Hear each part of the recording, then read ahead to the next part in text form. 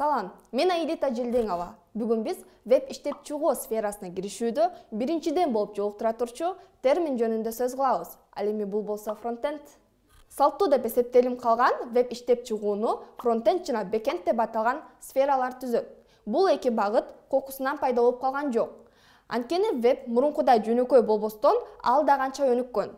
Азыркы учурдагы сайттарда кызыктуу анимациялар жана сиздин талапка ылайык тандалып алынган жарнамалар жайгашкан. Эгерде кандайдыр бир суроолоруңар пайда болсо, онлайн консультанттын жардамы менен билип алууга да болот.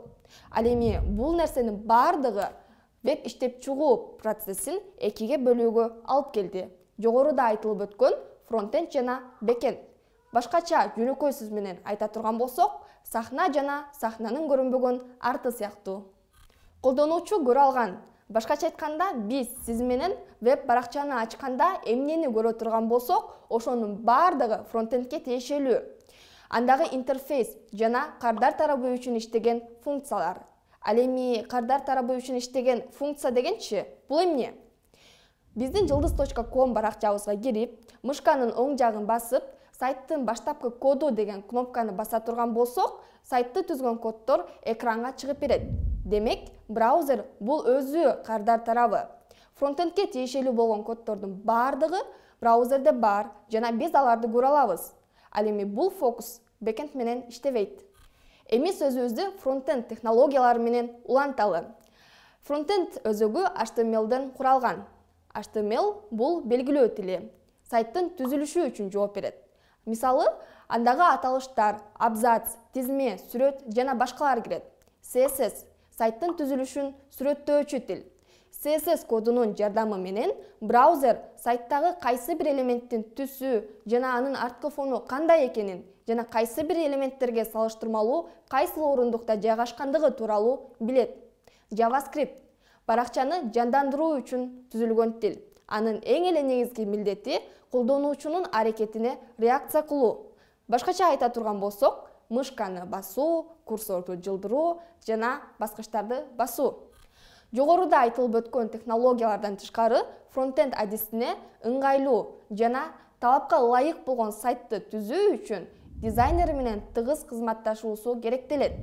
Канчалык интерфейс белгилүү болуп, туура келген ыкма менен маалымат түзүлсө, ошончолук кызыгуу менен колдонуучу сайтты көрөт жана колдонот. Фронтенд менен бэкенд бири-бири менен абдан тыгыз байланышта жана өз ара байланышуу цикл түрүндө жүрөт. Фронтенд маалыматты алып, бэкендке жиберет. Маалымат ал жерден иштелип, текшерилгенден соң кайрадан артты көздөй жөнөтүлөт. Фронтенд бул маалыматты алып, колдонуучу түшүнө ала тургудай формага өзгөртүү менен экранга чыгарып берет. Мисалы, биз жеке кабинетке кирүүнү каалап жатабыз. Бош орундуктарга керектелүүчү маалыматтарды жазуу менен кирүү деген кнопканы басабыз. Дал ушул учурга чейинки бардык нерселер фронтенд тарабында болуп өттү. Ал эми фронтенд бул маалыматты бэкендке жиберет. Ал жактан бэкенд маалыматты иштеп, текшергенден соң жеке кабинетке маалыматты жиберет, же болбосо катаны кайтарып берет. Жана ошондой эле бул ката жөнүндө маалыматты экран аркылуу дагы көрө алабыз.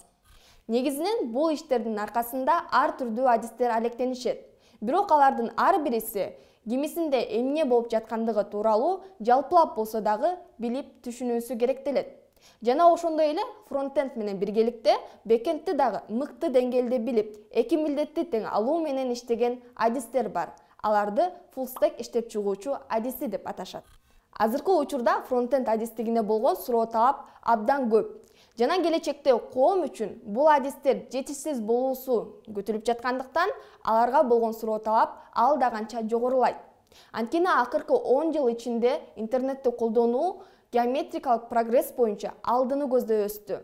Ошону менен биргеликте дээрлик ар бир компания, ишкана жана уюштуруучулардын жеке веб баракчасы болгондуктан жана алар өздөрүнүн иштерин камсыздоочу адистерге муктаж. Бул кесип бир гана программалоо боюнча практикалык даярданууну керектебестен чыгармачылык жөндөмдү да талап кылат. Эгер сиз жан дүйнөңүздө дизайнер жана ошону менен биргеликте программалоону үйрөнүүгө да кызыга турган болсоңуз, анда фронтенд адистиги сиз үчүн. Кийинки чыгарылышта жолугушканча